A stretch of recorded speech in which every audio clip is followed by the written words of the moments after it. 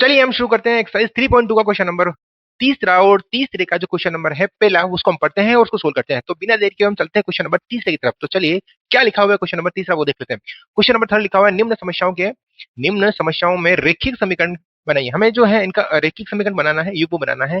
तो हमसे पूछा है युग्म बनाइए और उनके जो हल हैं वो प्रतिस्थापन विधि द्वारा सोल्व करना है। जैसा कि हमने क्वेश्चन नंबर पहले और दूसरे में सोल्व किया था, तो हमने प्रतिस्थापन मेथड का जो था वो यूज किया था और विलोपन विधि का जो यूज है वो है एक्सरसाइज 3.3 के अंदर। तो इसके अंदर हम जिस भी सवाल को सोल्व करेंगे वो है प्रतिस्थापन विधि। तो चलिए इसका फर्स्ट क्वेश्चन है वो देख लेते हैं। क्वेश्चन नंबर फर्स्ट क्या लिखा हुआ देखिए कि दो संख्याओं का अंतर कितना है 26 है। एक संख्या दूसरे से 3 गुनी है, उन्हें ज्ञात कीजिए। देखिए दो संख्याओं का अंतर, तो हमें सबसे पहले ये पता होना चाहिए कि पहली संख्या कौन सी है और दूसरी संख्या कौन सी है, फिर हम इसको सोल्व करेंगे। तो इसका जो फर्स्ट नंबर है यानी पहली संख्या, तो हम यही मानेंगे यहाँ पे।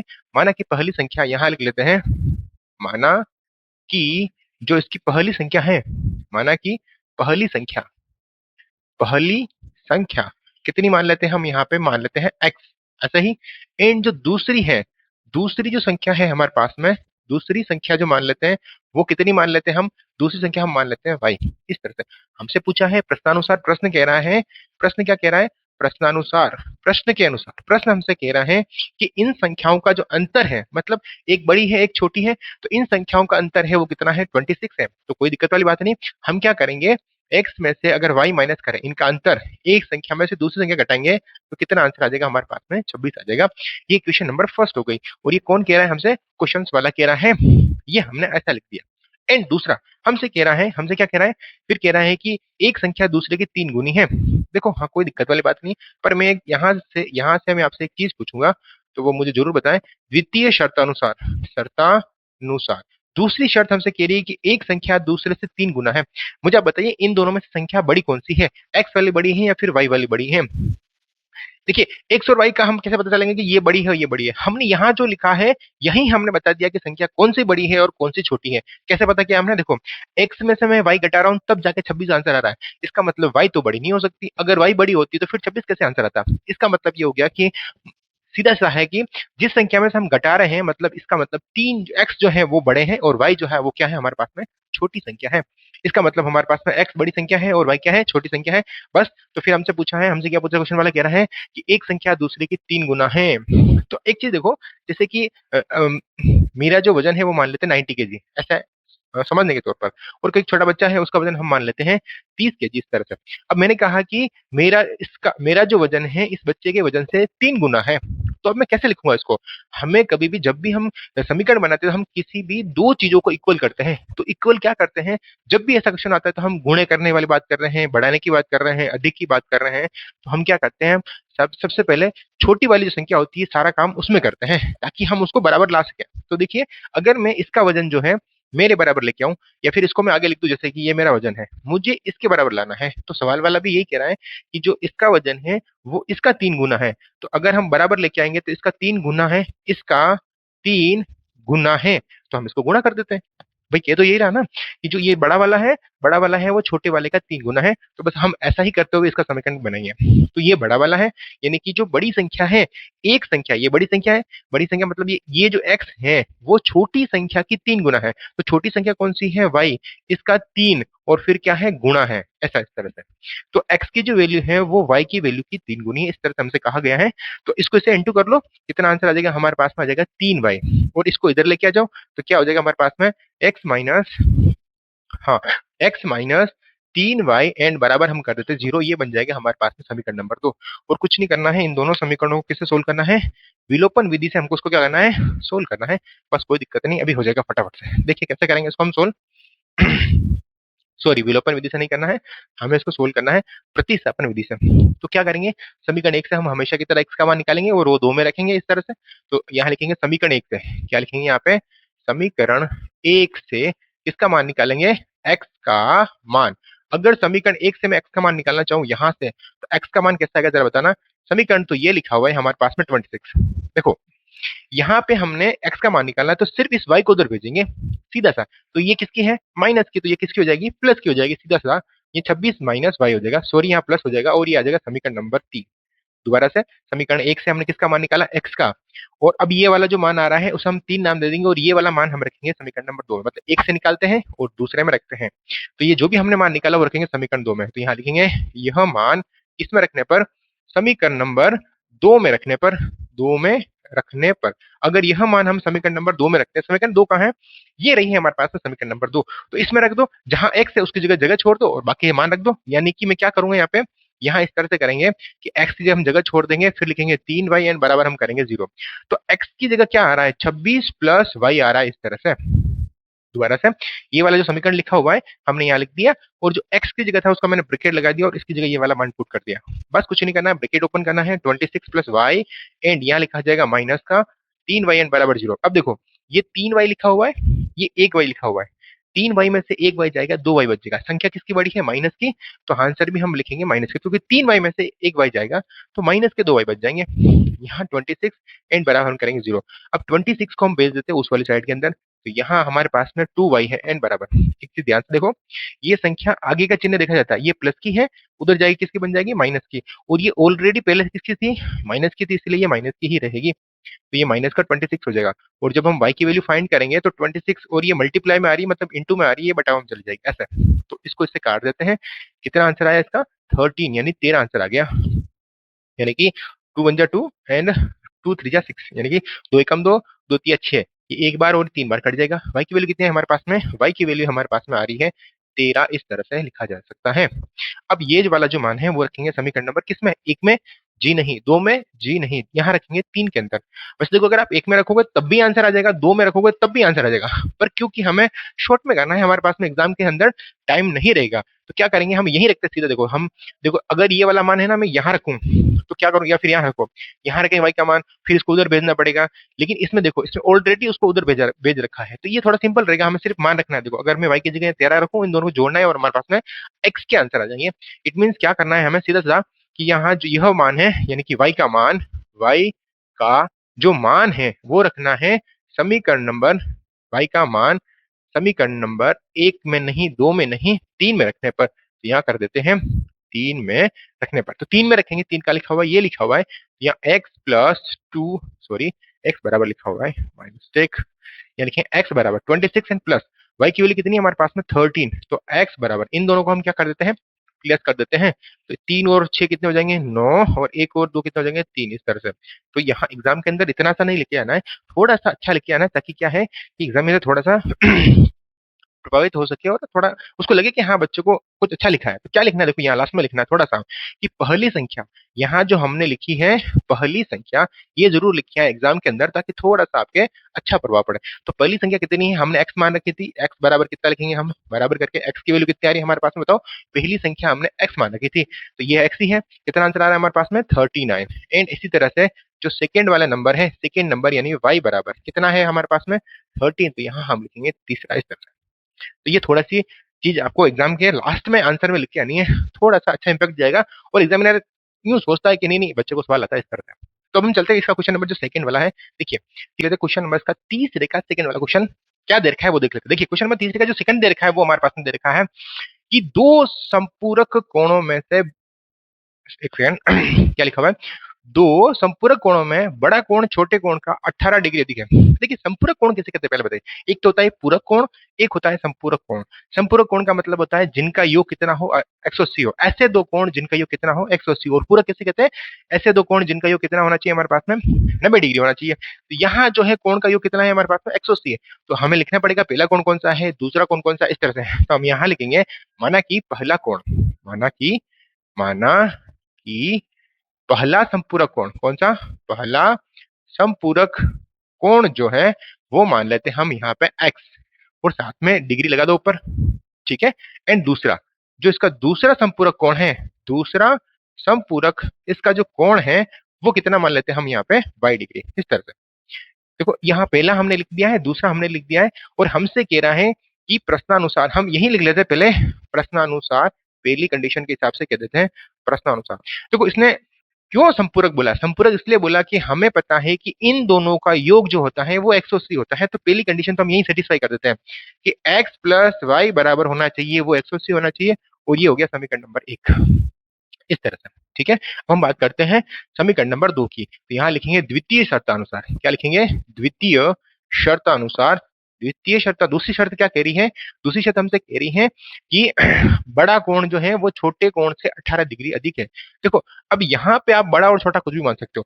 पिछले वाले क्वेश्चन के अंदर बीच में माइनस आ रहा था, इसीलिए हमने वहां पे बड़ा और छोटा हम बता नहीं पा रहे थे। सॉरी, पिछले वाले क्वेश्चन के अंदर बड़ा और छोटा हम बता पा रहे थे क्योंकि हम बड़े में से घटा रहे थे। यहाँ आप बड़ा चाहे इसको मानो चाहे इसको मानो, हम हर बार की तरह आगे वाले को मानेंगे बड़ा और पीछे वाले को मानेंगे छोटा। इस तरह से आप इसको भी मान सकते हो, पर बेटर ये है कि जैसे पिछले वाले क्वेश्चन में हम आगे वाले को बड़ा हमें वहां मानना था क्योंकि आगे वाला बड़ा था, या इसी वजह से हम इसको भी क्या मानेंगे, आगे वाले को बड़ा मान लेते हैं।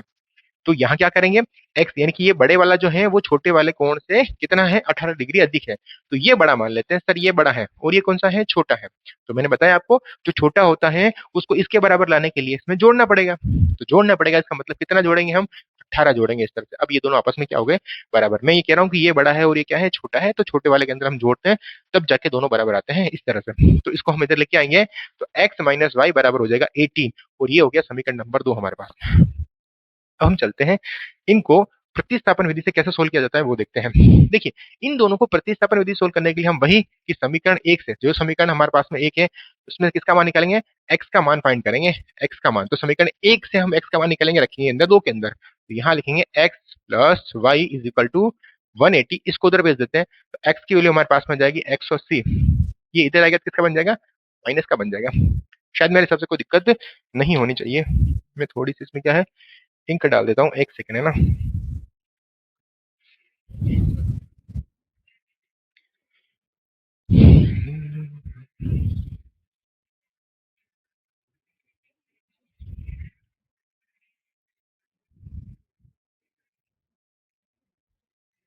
चलिए, अब हम देख लेते हैं, इसको थोड़ा सा सोल्व करेंगे। इसको डालें समीकरण नंबर 3।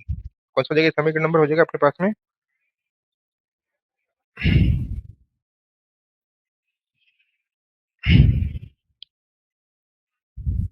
हाँ जी, ये है हमारे पास में समीकरण नंबर 3। ये कौन सा समीकरण नंबर हो गया हमारे पास में, 3। इस तरह से भाई, ये पहला था, ये दूसरा था। पहले से हमने जो भी मान निकाला, अब ये रखेंगे हम दूसरे के अंदर। तो यह मान कहाँ रखेंगे, यह मान जो है वो रखेंगे समीकरण नंबर 2 में रखने पर, 2 में, यह मान समीकरण 2 में रखेंगे। तो ये वाला मान अगर हम समीकरण नंबर 2 में रखेंगे इस जगह पे, यानी x का जो मान है वो समीकरण 2 में रखेंगे। समीकरण 2 क्या लिखा हुआ है, x की हम जगह छोड़ देंगे, फिर बनाएंगे y एंड बराबर हम लिखेंगे 18। तो ये वाला मान हम यहाँ पुटअप करेंगे, तो यहाँ आ जाएगा 180 माइनस वाई। आपको कोष्टक का यूज करना है ताकि थोड़ा सा आपके सवाल सोल्व करने में दिक्कत नहीं रही और थोड़ा सा क्लियरिटी रहे सवाल के अंदर, है ना। देखिए, यहाँ लिखेंगे 180, यहाँ लिखेंगे y माइनस का है, ये भी माइनस का हो जाएगा, एंड बराबर लिखेंगे 18 डिग्री। तो एक y और एक y होता है माइनस के 2y, इस तरह से, एंड बराबर ये लिखेंगे 18। इस 180 को आप एक काम करो, उस वाली साइड में भेज दो। उधर भेजेंगे तो ये आगे इसका प्लस का चिन्ह है ना, कुछ नहीं, इसका मतलब प्लस है, तो इधर जगह ये बन जाएगा माइनस का 180 इस तरह से। तो माइनस का 2y एंड बराबर हम लिख सकते हैं आराम से, यहाँ पे 180 में से 18 घटाएंगे। देखो, 180 में पहले 10 घटाओ, अच्छा ये बड़ी संख्या इधर है ना, इसलिए इसमें से घटा रहे हैं। तो 180 में से अगर हम 10 घटाएंगे तो वो बचेगा 170, और 170 में से हम 8 घटाएंगे वो बचेगा 162, यानी कि यह आंसर आ जाएगा 162। लेकिन आंसर किसके आएंगे, माइनस के, इस तरह से। ठीक है, अब ये जो 2 है इसका हम डिवाइड कर देते हैं इसको इससे, यानी कि y की जो वैल्यू आएगी वो कितनी आएगी, माइनस के 162 लिखे हुए हैं, इसके अंदर मैं 2 का भाग दे देता हूँ, तो ये माइनस से तो माइनस कट जाएगा, 2 को हम इससे काटेंगे, कितना आ गया, 8 एकम 8, 8 दूनी 16, और यहाँ पे हो जाएगा एक बार, इस तरह से। तो y की जो वैल्यू आ जाएगी वो आ जाएगी हमारे पास में 81 डिग्री, इस तरह से आ रही है। जो y की वैल्यू आ रही है वो 81 डिग्री आ रही है, और यह मान हम रख देते हैं समीकरण नंबर 3 के अंदर। तो यह मान समीकरण नंबर 3 में रखने पर, यह मान जो है वो समीकरण नंबर 3 में रख देते हैं, यानी y का मान समीकरण 3 में रखेंगे तो किसका मान निकल जाएगा, x का। तो देखो यहाँ इस जगह लिखेंगे भाई, ये x बराबर 180 माइनस y लिखा हुआ है, तो यहाँ लिखेंगे 180 माइनस y की जगह हम रखेंगे 81, इस तरह से। तो x बराबर आ जाएगा, देखो कैसे सोल्व करेंगे भाई, 180 में से 80 घटाओ, 100 बचेंगे, और 100 में से आप एक कम कर दो क्योंकि हम 83 घटा रहे हैं, तो यहाँ आ जाएगा 99 डिग्री, इस तरह से। ठीक है, तो ये हमारे पास में सोल्व हो गया है, आप चेक कर सकते हैं आराम से। तो यहाँ लिखेंगे पहला कोण, एग्जाम में लिखने आना है, क्या लिखना है, लिख के आना है पहला कोण। पहला कोण कितना होगा ये बताओ मेरे को। पहला कोण जो हमने मान रखा है x, यानी कि वो हो जाएगा हमारे पास में 99 डिग्री, इस तरह से। और जो दूसरा कोण है, दूसरा कोण है, दूसरा कोण है वो हम मान लेते हैं 81 डिग्री, इस तरह से। ये हमारे पास में आंसर इस तरह से। ठीक है, अब हम चलते हैं क्वेश्चन नंबर इसका थर्ड की तरफ, यानी थ्री का तीसरा क्या है। देखिए, ये क्वेश्चन हमने शायद ऐसा कैसा क्वेश्चन हमने किया था 3.1 के अंदर, जो पहला क्वेश्चन था वो यही था। देखिए क्वेश्चन क्या लिखा हमारे पास में, एक क्रिकेट टीम के कोच ने 7 बल्ले और 6 गेंदे 3800 रुपए में खरीदी।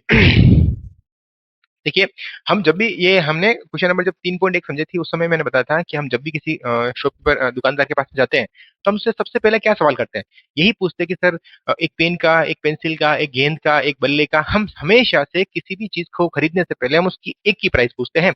तो इन क्वेश्चनों के अंदर जब भी ऐसा क्वेश्चन आए, तो सिर्फ और सिर्फ हमें लिखना है कि एक गेंद हो सकती है, एक बल्ला हो सकता है, तो उसका लिखना है कि माना है कि एक गेंद का कॉस्ट ये है, एक बल्ले की कॉस्ट ये है, इस तरह से। तो यही हमें मानना है, और नीचे पूछा हुआ भी यही है। देखिए, इस क्वेश्चन में लास्ट में पूछा भी यही हुआ है कि प्रत्येक गेंद और प्रत्येक बल्ले का मूल्य ज्ञात कीजिए, यानी कि प्रत्येक का मतलब हर एक का मतलब एक, एक एक का यानी हर एक का, यानी कि एक का ही ज्ञात करना है। तो हम मानना भी यही है। तो देखिए, हम यहाँ लिखेंगे सबसे पहले, माना कि एक बल्ले का मूल्य, यहाँ लिख लेते हैं सबसे पहले, माना कि माना कि एक बल्ले का, जो हमारे पास में बल्ला होता है, बल्ले का मूल्य कह सकते हैं या कॉस्ट कर सकते हैं, हम मान लेते हैं रुपीज एक्स या फिर एक्स रुपये, इस तरह से। ठीक है, ऐसे ही एक गेंद का, एक गेंद की जो कॉस्ट होगी, गेंद का मूल्य कितना मान लेते हैं हम यहाँ पे, वाई रुपीज। रुपीज कितना हो जाएगा हमारे पास में, वाई रुपीज लिख सकते हैं हम इस तरह से।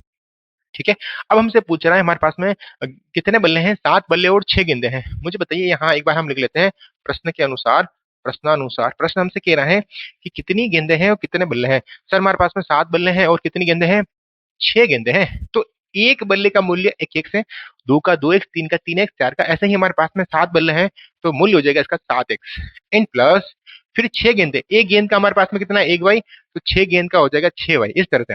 अब देखिए, हम मार्केट में गए, 7 बल्ले लिए और 6 गेंद ली, और उनके हमने टोटल जो पे किए, मतलब जितने सारे पैसे हमने दिए दुकानदार को, वो है हमारे पास में 3800 रुपए दिए हैं हमने। तो 3800 रुपए दिए, इसका मतलब सामने कितना लिखेंगे हम, 3800, इस तरह से इसको डाल देते समीकरण नंबर 1। ऐसे ही दूसरा क्वेश्चन हमारे पास में पूछा गया है कि इसे एक कंडीशन और दे रखी है द्वितीय शर्तानुसार। वो क्या दे रखी है हमारे पास में, कि इस बार हमने क्या कर दिया, बल्ले 3 कर दिए और गेंदे 5 कर दी, यानी कि द्वितीय शर्तानुसार। क्या लिखेंगे यहाँ पे, द्वितीय शर्तानुसार।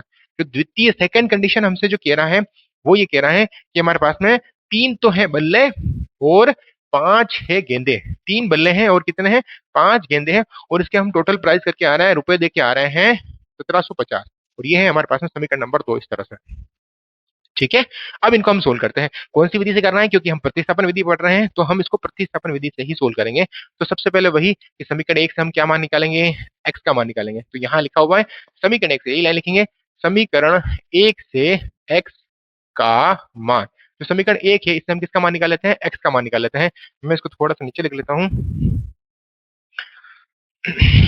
देखिए, समीकरण 1 से यहाँ लिख लेते हैं, समीकरण 1 से किसका मान निकाल लेते हैं, एक्स का मान निकाल लेते हैं, एक्स का मान। तो समीकरण 1 कहाँ लिखा हुआ है, ये हमारे पास में समीकरण 1 लिखा हुआ है, इसका हम, इससे हम एक्स का मान निकालते हैं। कैसे निकालेंगे, यहाँ लिखेंगे 7 एक्स प्लस लिखेंगे 6 y and is equal to लिखा हुआ है 3800, यानी कि 3800। फिर देखते हैं, देखो इसको उधर भेज दो सीधा सीधा, यानी कि यहाँ आ जाएगा हमारे पास में 7 एक्स बराबर लिखेंगे 3800 माइनस लिखेंगे 6 वाई, इस तरह से। क्या आ जाएगा, 3800 माइनस 6 वाई, और ये जो x है इसके आगे 7 है, उसको नीचे भेज दो बटा के अंदर, तो यानी कि x की जो वैल्यू आ जाएगी वो हमारे पास में सीधी सी आ जाएगी बटा हुआ 7, इस तरह से। करना कुछ नहीं, इसको डाल दो समीकरण नंबर 3, और यह वाला जो मान है वो रखना है हमें समीकरण नंबर 2 के अंदर। यहाँ हमें समीकरण 2 में यह मान रखना है। तो अब हम लिखेंगे यह मान समीकरण नंबर 2 में रखने पर, यानी यहाँ लिखेंगे यह मान समीकरण नंबर, समीकरण जो है हमारे पास में 2 में रखने पर। अगर ये वाला मान हम समीकरण 2 में रखते हैं तो कैसे करेंगे, देखिए यह वाला मान जो है समीकरण 2 में रखते हैं, यहाँ रखते हैं, तो कैसे रखेंगे, देखिए यहाँ लिखेंगे 3, साथ में इस पूरे x की जगह हम जगह छोड़ देते हैं, यहाँ लिखेंगे 3800 माइनस 6 y एन बटा हम करेंगे 7, इस तरह से। ठीक है, और फिर हमारे पास लिखा हुआ प्लस 5 y n बराबर 1750, इस तरह से। देखिए यहाँ थोड़ा सा हमें ऐसा लगता है कि कैलकुलेशन थोड़ी हार्ड हो रही है, क्योंकि ये इससे कट नहीं रहा है, तो हमें घबराना नहीं, आराम से जैसा है वैसा सोल्व करो। देखो ये इससे कटेगा नहीं, तो आप एक काम करो, इसके नीचे 1 मान लो। अगर कटता नहीं है उस दिन हम यहाँ इसके नीचे 1 मान लेते हैं, अगर कट जाता तो फिर हम इसके नीचे 1 लिखने की जरूरत नहीं पड़ती, क्योंकि ये भी बटाबटी में, तो ये भी बटाबटी में होना चाहिए। अब इसको हम डायरेक्ट अंदर इंटू करते हैं, देखिए कैसे करेंगे। इसको पहले इससे इंटू करो 6 से, तो ये माइनस के हो जाएंगे 18 वाई एंड 3 को 0 से करेंगे तो 0, फिर करेंगे 0, 8 ये 24 बच गए हमारे पास में 2, और 3 एकम 3, 3 दूनी 6, 3 तिया 9, 9 और 2 कितने हो गए हमारे पास में 11। एंड बटावा हम करेंगे 7 एंड प्लस लिखा हुआ है हमारे पास में 5y बटावा 1 एंड बराबर लिखा हुआ है 1750 बटावा 1। अब देखो हम इन दोनों के ले लेते हैं लघुत्तम। क्या ले लेते हैं इन दोनों के लघुत्तम? अगर मैं इन दोनों के एलसीएम लूं, लघुत्तम लूं, यहाँ ले लेते हैं। लघुत्तम कैसे लेते हैं? लघुत्तम कैसे लेते हैं? जो ये दोनों संख्या इन दोनों को इंटू कर दो। अगर अलग अलग दे रखा है तो हम इन दोनों को इंटू कर देंगे। 7 को हम इंटू करेंगे 1 से, तो ये आ जाएगा 7, और इस 1 को इस पूरी संख्या से इंटू करते हैं। इस वाले को इंटू करते हैं इधर, और इस वाले को इंटू करते हैं इधर इस साइड में। तो अगर मैं इसको इससे इधर इंटू करूंगा कितना आएगा हमारे पास में? 11,400 एंड माइनस 18y, एंड इसको इससे इंटू करेंगे तो कितना आएगा प्लस का, कितना लिखा हुआ है हमारे पास में? इसको इससे इंटू करो तो 7 वन जा 7, यानी 7 एकम 7, 7 पंजे 35। इस तरह से यहाँ 35 वाले लिख लेते हैं एंड बराबर सामने हमारे पास में लिखा हुआ है 1750 बटावा करेंगे 1। यहाँ देखो, यहाँ हम लिखेंगे 11,400, ये 35 में से 18 जाएंगे भाई, यहाँ 36 होते तो 18 बचते हैं। 18 कम 18, 18 दूने 36, यहाँ 36 होते तो 18 बचते हैं। 35 लिखा हुआ है मतलब प्लस का कितना बचेगा हमारे पास में? 17 वाई बच जाएगा एन बटावा, यहाँ हम लिखेंगे 7 एंड बराबर सामने लिखा हुआ है 1750 एन बटावा हम करेंगे 1। सही है। इसको इससे इंटू कर देते हैं, इसको इससे इंटू कर देते हैं। तो देखो पहले इसको इससे इंटू कर देते हैं, इसको इससे इंटू करेंगे कितना आएगा हमारे पास में? 11,400 एंड प्लस यहाँ लिखेंगे 17y एंड बराबर 7 को हम इससे इंटू करें तो डायरेक्ट कैसे करते हैं?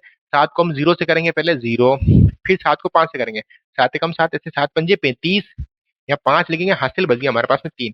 7 को 7 से करेंगे, 7 7 49, 49 और 3 होते हैं 51, और फिर बच गया हमारे पास में 5। 7 और 1 कितने होते हैं हमारे पास में? 7 एकम 7, 7 और 5 हो जाएंगे हमारे पास में 12।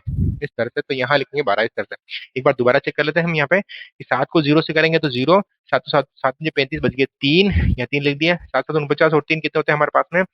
52 होते हैं। हमने थोड़ा सा यहाँ गलत लिख दिया, बच जाएंगे हमारे पास में 5। ठीक है, 7 और 5 हमारे पास में इस तरह से हो जाएगा। ठीक है, अब यहाँ हम करेंगे 17y बराबर 1250, इसको हम भेज देते हैं इस वाली साइड के अंदर, तो ये 11,400 हो जाएगा एंड 17y बराबर, देखो इसमें से डायरेक्ट हटा देते हैं, 0 में से 0 जाएगा तो 0, 5 में से 0 जाएगा तो 0, सॉरी 5 बचेगा, 5 में से 0 जाएगा ही नहीं तो घटाया ही नहीं हमें कुछ, तो 5 ही बचेगा ना। फिर देखो 12 में से 4 नहीं जाता है तो उधर कैरी लेंगे, या 12, 12 में से 4 जाएगा कितना बचेगा हमारे पास में? 8। ठीक है, आगे बच जाएंगे 11, तो 11 में से 11 चला जाएगा तो क्या बचेगा? 0 हो जाएगा सीधा सीधा। यानी कि y की जो वैल्यू हमारे पास में आ रही है 850 बटा हम करेंगे y, सॉरी 17, माय मिस्टेक, यहाँ हम करेंगे 17 नीचे भेज देंगे, तो 17 पंजे 85, 5 बार और 0, मतलब एक गेंद की जो कॉस्ट आ रही है, हमने गेंद की कॉस्ट कितनी मान रखी है? y मान रखी है। एक गेंद की कॉस्ट कितनी आ रही है हमारे पास में? 50 रुपए आ रही है, यानी कि y की जो वैल्यू आ रही है वो 50 आ रही है। तो हम थोड़ा सा इस साइड में और लिख लेते हैं कि y बराबर यह मान क्या लिख देते हैं, एक सेकेंड, यह मान किस में रख देते हैं? 3 में रख देते हैं, समीकरण नंबर 3। समीकरण नंबर 3 कहाँ है हमारे पास में? ये रहा, इस जगह रख देते हैं। तो x की जो वैल्यू हमारे पास में आएगी कितनी आ जाएगी? देखो यहाँ रखते हैं तो कितना आएगी? 3800 माइनस 6 को इंटू करेंगे हम किससे करेंगे? आंसर कितना 50 आ रहा है, तो यहाँ हम 50 से इंटू कर देते हैं, ये करेंगे 50 से इंटू इस तरह से, और बटा में हमारे पास में कितना लिखा हुआ है? 7 लिखा हुआ है। चलो कोई दिक्कत वाली बात नहीं है। यहाँ 38 एंड प्लस माइनस, सॉरी, इसको से इंटू कितना आएगा हमारे पास में? 300 एंड बटावा हम करेंगे 7, यहाँ करेंगे x बराबर, इसमें से इसको माइनस करेंगे कितना आएगा? 3500 बटावा हम करेंगे 7, तो 7 का भाग इसमें देंगे कितनी बार चला जाएगा हमारे पास में? x की वैल्यू हो जाएगी 7 एकम 7, 7 पंजे 35, 5 बार चला जाएगा, और पीछे 2 जीरो लगा दो, मतलब x की वैल्यू तो आ रही है हमारे पास में 500 और y की वैल्यू हमारे पास में आ रही है 50। तो एग्जाम के अंदर आपको ऐसा लिखना है अलग से कि एक बल्ले का मूल्य है 50 रुपये, और एक गेंद का मूल्य जो है वो हमारे पास में, सॉरी, एक बल्ले का मूल्य है वो हमारे पास में 500 रुपए, और गेंद का मूल्य है वो हमारे पास में है 50 रुपए। ऐसा लिख के आना लास्ट में अच्छे से। ठीक है, हम चलते हैं इसका क्वेश्चन नंबर जो थर्ड का फोर्थ है वो। तो चलिए अब देख लेते हैं इसका क्वेश्चन नंबर 30 का चौथा क्वेश्चन क्या लिखा है वो देख लेते हैं, और फिर हम चलते हैं इस क्वेश्चन को सोल्व करने के लिए। देखिए क्वेश्चन नंबर तीसरा क्या है, देखिए क्वेश्चन नंबर तीसरा लिखा हुआ है, एक नगर में टैक्सी के भाड़े के एक नियत भाड़े के अतिरिक्त चली गई दूरी पर एक सम्मिलित किया जाता है। देखो इस क्वेश्चन के अंदर ऐसा है कि जैसे मान लो जैसे बड़ी बड़ी छुट्टियों में क्या होता है कि एक फिक्स चार्ज होता है, जैसे अगर मान लो कोई ऑटो खड़ा हुआ है, आप जाके अंदर बैठ गए, तो वो बैठने के भी चार्ज ले लेते हैं, यानी कि अगर आप बैठ के उतर रहे हो फिर भी आपको चार्ज देना पड़ेगा, ऐसा इस करते हैं। तो किसी ना किसी का फिक्स भाड़ा होता है कि आप भले बैठे हैं थोड़े से चले और आपको इतना तो देना ही पड़ेगा। फिर वो होता है कि आप बैठे, उनका फिक्स किराया होता है, उसके बाद में हर किलोमीटर चल रहे हो, यानी कि 1 किलोमीटर चल रहे हो, 2 किलोमीटर चल रहे हो, 3 किलोमीटर चल रहे हो, तब भी आपको किराया देना पड़ेगा। ऐसा समझते देखिए, जैसे मान लेते हैं हम कि जैसे यहाँ पे कोई टैक्सी है, इस तरह से ये टैक्सी है, ठीक है, ये मान लेते हैं कोई टैक्सी है इस तरह से, ठीक है। अब अपने को यहाँ से मान लो यहाँ जाना है, इस जगह जाना है, ठीक है, और इसकी जो डिस्टेंस है टोटल, ये डिस्टेंस मान लो तो हमारे पास में 10 किलोमीटर है, ऐसा है, ठीक है। अब जैसे आप इस ऑटो में बैठे तो आपको फिक्स चार्ज पे करना पड़ेगा, वो हो जाएगा मान लो 20 रुपए, इस तरह से। लेकिन अब अगर आप 1 किलोमीटर जाते हो, हर एक किलोमीटर के ऊपर आपको 10-10 रुपए पे करने पड़ेंगे, 10-10 रुपए पे करना पड़ेगा, इस तरह से। तो देखो फिक्स चार्ज तो हो गया आपके 20 रुपए एंड प्लस, अगर कोई बंदा 1 किलोमीटर जाता है तो उसको एक बार 10 देना पड़ेगा, 2 जाता है तो उसको 2 बार 10 देना पड़ेगा, 3 किलोमीटर जाता है उसको 3 बार 10 देना पड़ेगा। ऐसे ही अगर मान लो यहाँ पे हम मान लो 5 किलोमीटर जा रहे हैं तो इसको 5 बार 10 से इंटू करना पड़ेगा, इस तरह से। तो ये समीकरण बनता है ऐसा, यानी कि हम इसको सोल्व करेंगे, यही समीकरण है। तो इसके अंदर दो तरह के किराए मिक्स है। पहला जो फिक्स चार्ज है, यानी कि जो नेट चार्ज लग रहा है यानी फिक्स है, और एक चार्ज वो है जो पर किलोमीटर के हिसाब से लग रहा है, यानी 1 किलोमीटर का किराया कितना है, 2 किलोमीटर कितना है, वो लिखते हैं। तो हम यहाँ सबसे पहले लिखेंगे कि माना कि जो फिक्स चार्ज है यानी फिक्स किराया है वो कितना मान लेते हैं, हम एक्स मान लेते हैं। तो यही लाइन हमें यहाँ लिखनी है। तो क्या लिखेंगे यहाँ पे हम, माना कि यहाँ लिख लेते हैं, माना कि प्रति किलो, सॉरी फिक्स चार्ज कितना मान लेते हैं, फिक्स चार्ज मान लेते हैं यहाँ पे, माना कि फिक्स चार्ज कह सकते हैं या फिर नियत किराया कह सकते हैं, नियत को भी हम बोलते हैं नियत, या फिर हम बोलते हैं फिक्स। फिक्स जो हमारे पास में किराया है, फिक्स किराया है, किराया कितना मान लेते हैं हम, एक्स रुपए मान लेते हैं, कितना मान लेते हैं, एक्स रुपए।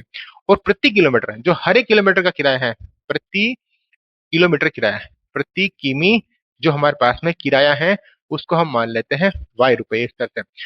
और इसको अब हम सोल्व करते हैं। देखिए प्रश्न के अनुसार, प्रश्नानुसार हमसे क्या कह रहा है, प्रश्न के अनुसार प्रश्न हमसे कह रहा है, देखिए हम कितने किलोमीटर चल रहे हैं, प्रश्न हमसे कह रहा है कि 10 किलोमीटर की दूरी के लिए वो 105 रुपए देता है। अगर हम 10 किलोमीटर चल रहे हैं, अब जरा सोच के देखो, हमें 10 किलोमीटर जाना है, तो इसमें फिक्स किराया बैठने का यहाँ 20 रुपए दे रखा था, तो हम फिक्स किराया मान लेते हैं एक्स रुपए।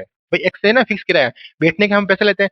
अब हर बार 1-1 किलोमीटर जाएंगे, तो यहाँ हमने 10-10 लिखा था ना, कि 1 किलोमीटर का 10 है, 2 किलोमीटर का 2 10 है, 3 किलोमीटर का 3 10 है, ऐसे ही तो हम मान लेते हैं हर किलोमीटर किराया वाई है, तो 1 किलोमीटर का हम एक्स्ट्रा 1 वाई, 2 किलोमीटर का 2 वाई, 3 किलोमीटर का 3 वाई और देना पड़ेगा। मतलब फिक्स चार्ज तो आपको देना ही पड़ेगा, फिक्स किराया तो देना ही पड़ेगा। यानी कि हम कितने किलोमीटर जा रहे हैं, पहली यानी प्रश्नानुसार या फिर पहली शर्तानुसार 10 किलोमीटर जा रहे हैं। हम कितने किलोमीटर जा रहे हैं, 10 किलोमीटर। तो इक्वेशन कैसे बनेगी, भाई आपने फिक्स चार्ज तो दे दिया, और 1 किलोमीटर का 1 वाई है, 2 किलोमीटर का 2 वाई है, ऐसा ही 10 किलोमीटर का हो जाएगा 10 वाई। और अपने को पे कितना करना पड़ रहा है, 105, कितना करना पड़ रहा है, 105 रुपए हमको पे करना पड़ रहा है, इस तरह से। ये बन गया हमारे पास में पहला समीकरण। ऐसा ही हम देख लेते हैं दूसरा, यानी द्वितीय शर्तानुसार, क्या लिखेंगे, द्वितीय शर्तानुसार। दूसरी शर्त क्या कह रही है कि अगर ये जो हमारे पास में समीकरण लिखा हुआ है, अगर हम फिक्स किराया जो है वो तो हम एक्स रुपए ही रखें, लेकिन दूसरा ये कह रहा है कि अब हमें 15 किलोमीटर के लिए जाना पड़ेगा। हाँ तो कोई बड़ी बात नहीं, हम चले जाएंगे भाई, एक्स की जगह तो एक्स ही रखेंगे, फिक्स तो ये रहेगा। अब 10 की जगह 15 वाई हो जाएगा भाई, हम 1 2 3 4 कर रहे थे, ऐसा 10 की जगह 10 वाई आ रहा है, तो हम 15 किलोमीटर जाते 15 वाई आ जाएगा। तो उसके लिए हम चार्ज कर रहे थे, इसके अंदर कितना कर रहे थे, टोटल हम चार्ज कर रहे थे 155 कर रहे थे, ठीक है, 155 कर रहे हैं। और हमें एक बार तो क्या निकालना है, हमसे पूछा है कि नियत बड़ा और प्रति किलोमीटर का बड़ा है, यानी कि हमें एक्स और वाई का मान निकालना है। और दूसरा हमसे एक चीज और पूछ रही है कि 25 किलोमीटर जाने के लिए कितना किराया लेना पड़ेगा हमको। तो पहले हम क्या करेंगे, इसमें एक्स और वाई का मान निकाल लेते हैं, फिर इसको हम सोल्व करेंगे। देखिए तो हम सबसे पहले इसको सोल्व कर लेते हैं।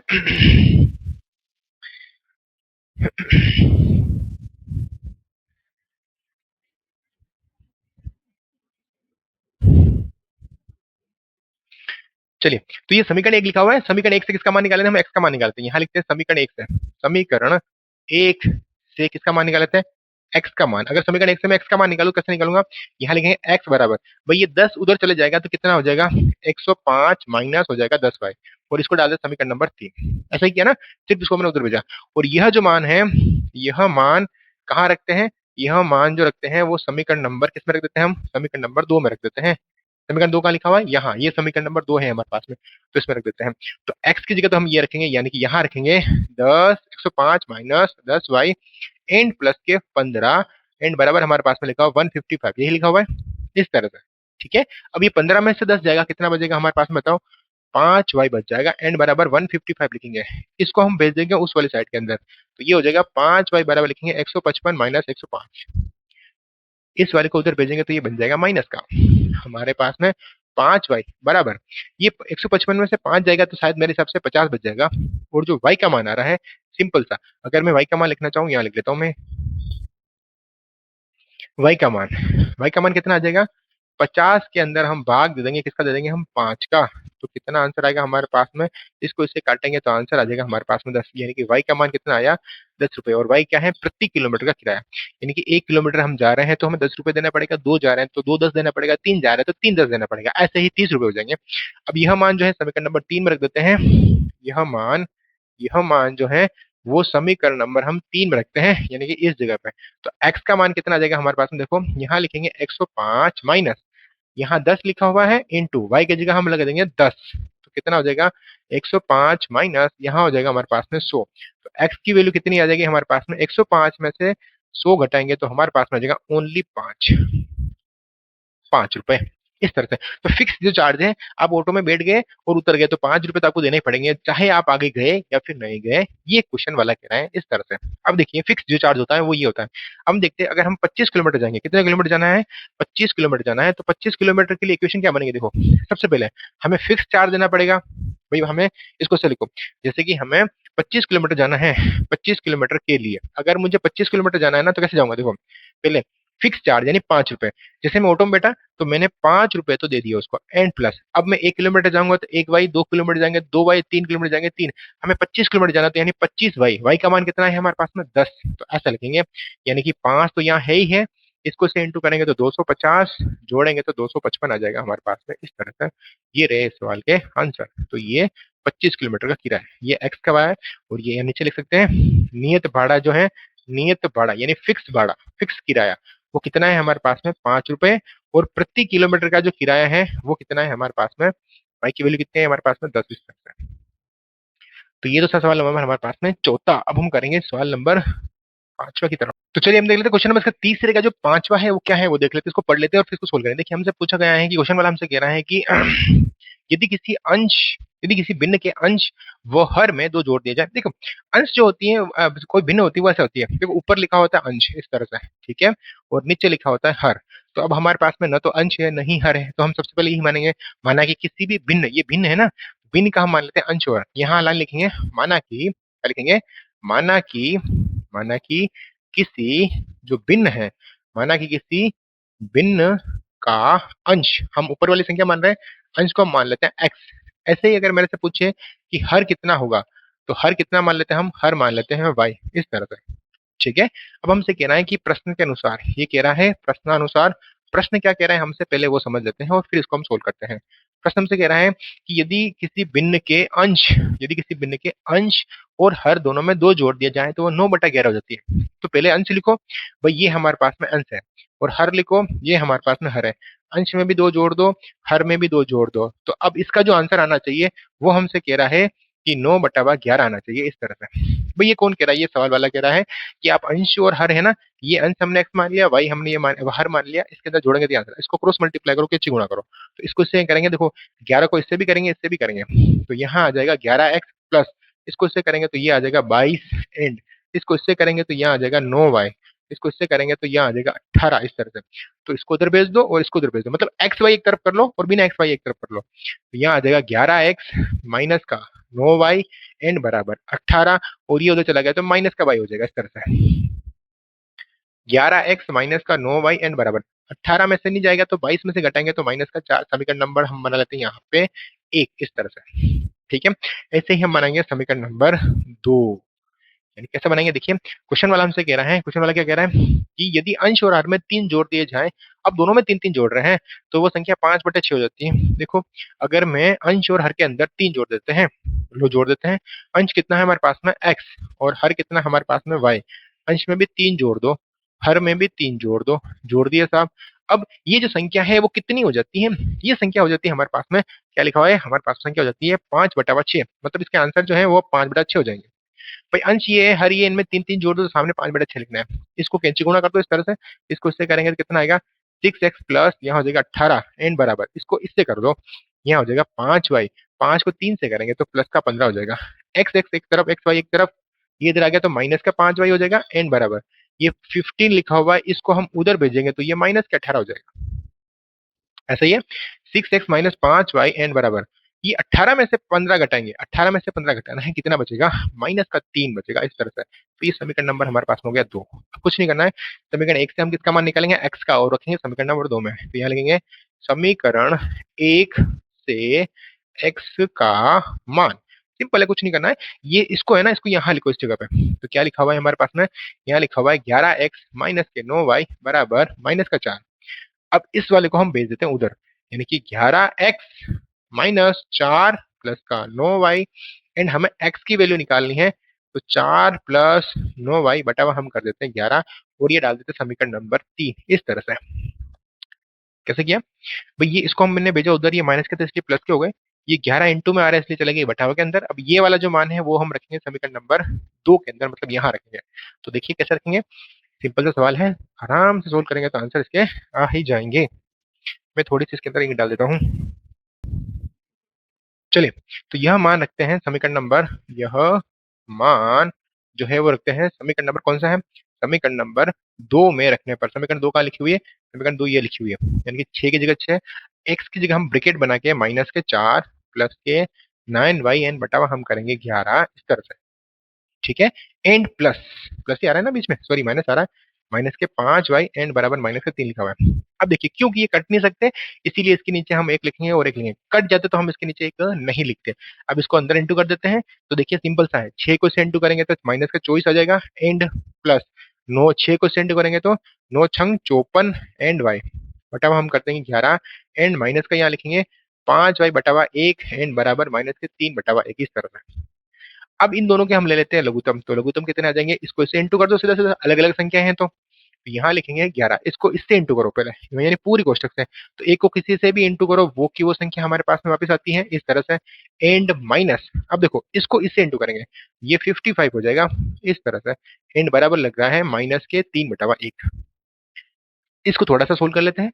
माइनस के लिखा हुआ है 24, देखो 54 में से 55 जाएगा, नहीं जा सकता, 55 में से 54 जाएगा, तो माइनस का 1 वाई बच जाएगा, 55 वाई में से 54 वाई जाएगा, एन बटावा 11 एन बराबर माइनस के 3 बटा 1। इसको इससे इंटू कर लो, इसको इससे इंटू कर लो, क्रॉस मल्टीप्लाई करते हैं, इसको इससे इंटू करेंगे कितना आएगा हमारे पास में, तो इसको इससे कर रहा हूँ, माइनस का 24 माइनस का वाई, 11 को 3 से करेंगे तो माइनस का 33 इस तरह से आ जाएगा। कुछ नहीं करना है, वाई की वैल्यू निकालनी है, इस वाले भाई साहब को उस वाली साइड में भेज दो, बस बात खत्म हो जाएगी। क्या लिखा हुआ है हमारे पास में, यहाँ लिखेंगे माइनस का वाई एन बराबर, इसको उधर भेजेंगे तो माइनस का 33 एंड प्लस का 24 हो जाएगा, क्योंकि ये उधर जाएगा तो प्लस का बन जाएगा। माइनस का वाई एन बराबर 33 में से 24 जाएगा, घटाएंगे क्यों, क्योंकि ये माइनस की और ये प्लस की, 33 में से 24 माइनस करेंगे कितना बचेगा भाई, अगर यहाँ पे मान लो 13 होते तो कितना बचता, 10, 24 घटा रहा है तो 9 बच जाएगा, वही बच जाएगा माइनस का, तो y बराबर हो जाएगा 9, माइनस से माइनस फिर से कट जाएगा इस तरह से। ठीक है, ये तो आ रही है y की वैल्यू, और यह मान हम रख देते हैं समीकरण नंबर, यह मान समीकरण नंबर कहाँ रखेंगे, y की वैल्यू तो हमारे पास में आ गई, और ये मान समीकरण नंबर 3 में रख देते हैं। 3 कहाँ लिखा हुआ है हमारे पास समीकरण, ये रहा तीसरा समीकरण। तो x की वैल्यू कितनी आ जाएगी हमारे पास में, यहाँ आ जाएगी माइनस के 4 प्लस 9 इंटू हम अगर 9 करेंगे और बटावा हम करेंगे 11। अब हम यहाँ लिखेंगे x बराबर, यहाँ हो जाएगा माइनस का 4, 9 को 9 से इंटू करेंगे तो यहाँ आ जाएगा 81, एन बटा हम करेंगे 11। तो x की वैल्यू कितनी आ जाएगी हमारे पास में, 81 में से 4 माइनस करेंगे, 81 में से कितना माइनस करेंगे, 4 माइनस करेंगे, कितना आंसर आएगा हमारे पास में बताओ, 81 में से 4 माइनस करेंगे, हमारे पास में आंसर आ जाएगा 77, इन बटावा हम करेंगे, इसको से डिवाइड करेंगे तो आंसर आ जाएगा 7। तो x की वैल्यू कितनी आ रही है हमारे पास में, मैं इधर लिख लेता हूँ, x की वैल्यू आ रही है हमारे पास में 7, यानी कि यहाँ लिख लेते हैं। तो आपको लिखना है, यानी कि जो भिन्न बन जाएगी, x की वैल्यू कितनी आ रही है हमारे पास में, एक बार यहाँ लिख लेते हैं, x बराबर हमारे पास में, x बराबर हमारे पास में आ रहा है 7, और y बराबर हमारे पास में कितना आ रहा था, हमने भी सोल्व किया था, y का मान आ रहा है 9। और जो भिन्न होगी हमारे पास में, भिन्न की जो वैल्यू लिखनी है, भिन्न का मान आ जाएगा अंश बटावा हर, यानी इसके जो आंसर आएगा वो 7 बटावा 9, ये रहे इसके आंसर। एग्जाम में ये आंसर लेके आना है, न कि ये, क्योंकि हमसे भिन्न पूछा गया है कि वो भिन्न ज्ञात कीजिए, कि हमें भिन्न लिखनी है। तो x का मान हमारे पास में ये आ गया और y का मान ये आ गया हमारे पास में, तो ये हमारे रहे आंसर। हम चलते हैं इसका लास्ट क्वेश्चन जो है वो सोल्व कर लेते हैं। क्वेश्चन नंबर तीसरा, तीसरा क्या लिखा हुआ है वो समझ लेते हैं और फिर हम चलते हैं नेक्स्ट एक्सरसाइज की तरफ। देखिए क्वेश्चन नंबर तीसरा क्या लिखा हुआ है, हमसे पूछ रहा है तीसरा वाला कि 5 वर्ष बाद जेकब की आयु उसके पुत्र की आयु की 3 गुनी हो जाएगी। 5 वर्ष बाद, एक तो है जेकब और एक है उसका पुत्र, तो हम दो मान लेते हैं। सबसे पहले क्या मानेंगे, मान लेते हैं जेकब की आयु, बाद की बातें बाद में करेंगे, एक बार पहले इनकी आयु मान लेते हैं। माना कि जेकब की आयु, क्या मान लेते हैं, माना कि किसकी आयु मान लेते हैं, जेकब की जो एज है, मतलब उसकी आयु कितनी मान लेते हैं, एक्स वर्ष, क्या मान लेते हैं हम, एक्स वर्ष, ये जेकब की आयु हो गई। ठीक है, एंड उसके पुत्र की आयु। अच्छा एक चीज है देखिए, जब भी ऐसा क्वेश्चन लिखो, हमें इसके अंदर वर्तमान आयु माननी जरूरी है। या तो 5 साल बाद जाएंगे, 5 साल के पहले जाएंगे, तो इसके अंदर हमें सबसे पहले आज की एट प्रेजेंट की एज माननी जरूरी है। तो सबसे अपन मानते हैं, माना कि जेकब की जो वर्तमान एज है, मैं इसको दोबारा से लिख लेता हूँ एक बार रुकिए। माना कि क्या लिखेंगे यहाँ पे, माना कि जेकब की जो वर्तमान एज है, कौन सी एज है ये, वर्तमान आयु, वर्तमान आयु जो है वो कितनी मान लेते हैं, इसकी हम एक्स वर्ष मान लेते हैं। ऐसे ही जो पुत्र है, पुत्र की वर्तमान आयु, कितनी मान लेते हैं हम यहाँ पे, वाई वर्ष। देखिए, कोई जेकब है उसकी और उसके पुत्र की आयु दे रखी है हमारे पास में, इसमें एक रिलेशन दे रखा है।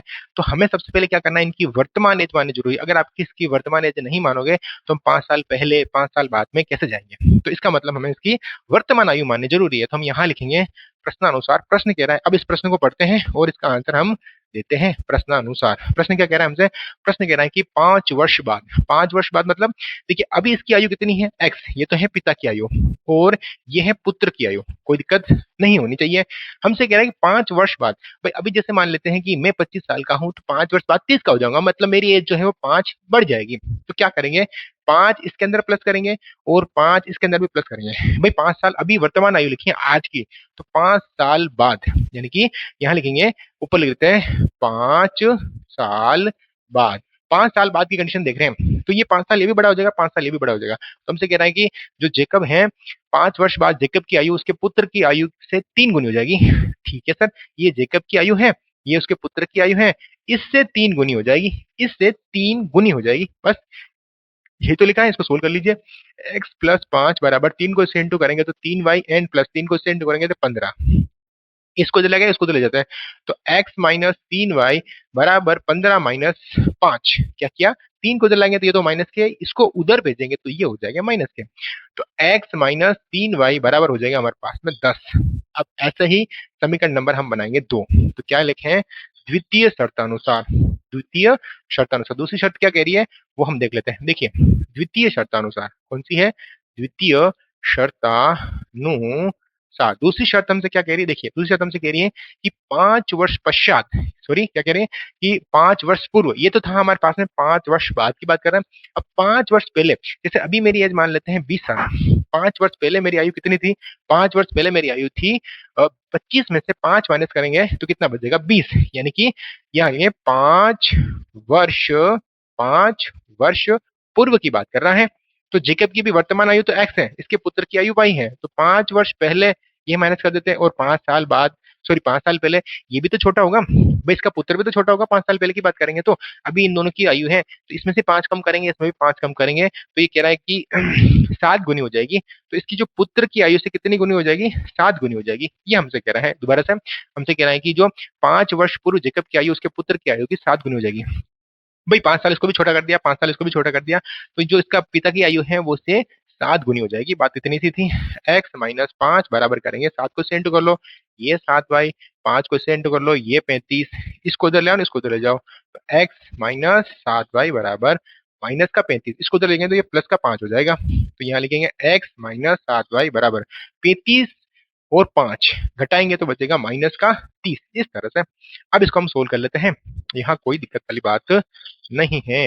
ये समीकरण नंबर 2। तो क्या करेंगे, समीकरण 2 से किसका मान निकालते हैं हम, सॉरी समीकरण 1 से हम निकालते हैं x का मान। समीकरण किससे निकालते हैं, 1 से। क्या लिखेंगे, समीकरण 1 से, समीकरण 1 से किसका मान निकालेंगे, x का मान। समीकरण 1 कहाँ है, ये समीकरण है, इससे x का मान निकाले हम, तो कैसे निकालेंगे, x बराबर 10, और इसको हम भेज देते हैं उधर, तो ये हो जाएगा प्लस का 3y, इसको मान ले समीकरण नंबर 3। और ये जो वाला मान निकला है, यह मान समीकरण 2 में रखने पर, यह मान जो है वो लिखेंगे समीकरण नंबर 2 में रखने पर। अब ये वाला जो मान है वो समीकरण नंबर 2 में रखेंगे, 2 कहाँ है, ये ऊपर वाले, तो यहाँ लिखेंगे x। दोबारा से ये समीकरण 2 है, समीकरण 1 है, इससे हमने x का मान निकाला, ये वाला मान हम यहाँ रखते हैं, तो कैसे रखेंगे, यहाँ रखेंगे इस जगह पर। तो x की जगह हम रखेंगे कितना, एक बार समीकरण लिख लेते हैं। समीकरण क्या लिखा हुआ है हमारे पास में, x माइनस, सॉरी यहाँ लिखते हैं x minus 3y, x minus 7y बराबर माइनस का 30। भाई ये वाला मान जो है हमें इसमें रखना है, समीकरण 2 में, ये वाला जो मान है समीकरण 2 में रखना है। तो x की जगह हम रखेंगे तो यहाँ कितना रखेंगे, 10 प्लस 3y माइनस का 7 बराबर करेंगे माइनस का 30। इसको सोल्व कर लेते हैं। यहाँ हो गया 10, 7 में से 3 जाए कितना बचेगा हमारे पास में बताओ, 4y इस तरह से, एंड बराबर करेंगे हम माइनस का 30। तो इसको हम भेज देते हैं उधर, तो ये माइनस का हो जाएगा इस तरह से, माइनस का 30, इसको उधर भेजेंगे तो ये माइनस का 10 हो जाएगा। दोबारा से इसको हम भेजेंगे इस वाली साइड के अंदर, तो ये हो जाएगा माइनस का। तो माइनस के 4y बराबर 30, और ये कितने हो जाएंगे माइनस के 40, क्योंकि माइनस माइनस की संख्या जुड़ती है। तो y का मान माइनस के 40 बटा हुआ माइनस के 4, माइनस से माइनस कट जाएगा, 4 को से काटेंगे कितना आंसर आएगा 10। तो y का मान कितना है हमारे पास में 10। और यह मान कहाँ रखेंगे बताओ, यह मान रखेंगे समीकरण नंबर किसमें, 3 के अंदर। यहाँ लिखेंगे यह मान समीकरण नंबर 3 में रखने पर, समीकरण 3 कहाँ है, ये रही, यहाँ रखेंगे तो यहाँ आ जाएगा x बराबर, यहाँ रखेंगे 10 प्लस 3, और y की जगह रखेंगे तो आ जाएगा अपने पास में 10 इस तरह से। यहाँ लिखेंगे 10 प्लस 3 को इंटू करेंगे तो 30, x का मान कितना आ गया बताओ हमारे पास में, 10 और 3 को जोड़ेंगे कितना आ गया हमारे पास में 40 इस तरह से। ये आंसर आ रहे हैं। यानी कि जो जेकब की आयु है, एग्जाम में ऐसा लिखना है कि जेकब की आयु कितनी है 40 वर्ष, और उसके पुत्र की जो आयु है वो है हमारे पास में 10 वर्ष। आज के लिए इतना ही, फिर मिलते हैं अगले वीडियो में, तब तक के लिए नमस्कार, जय हिंद।